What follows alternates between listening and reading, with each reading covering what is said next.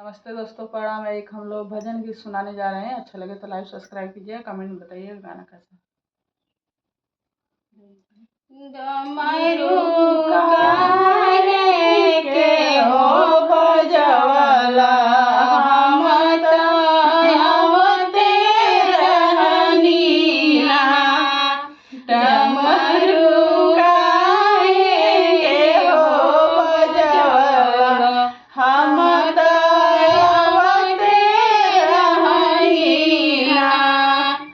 डमरू के आवाज हमरा मंदिर में सुनाइले, पूजवा करते रहनी ना।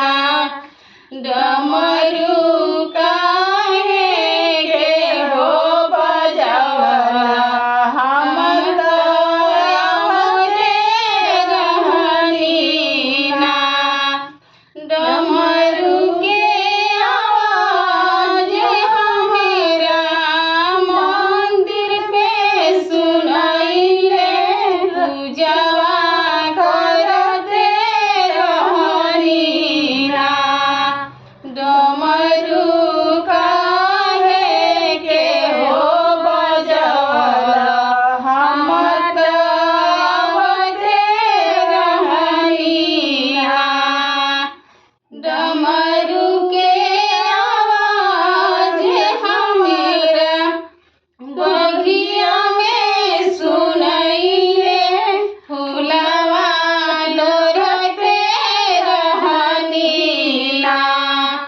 डमरू काहे के हो बजवला, हम त आवते रहनी ना। डमरू के आवाज हमरा कुइया पे सुनाइले, पनिया भरते रहनी ना। डमरू काहे के हो बजवला, हम त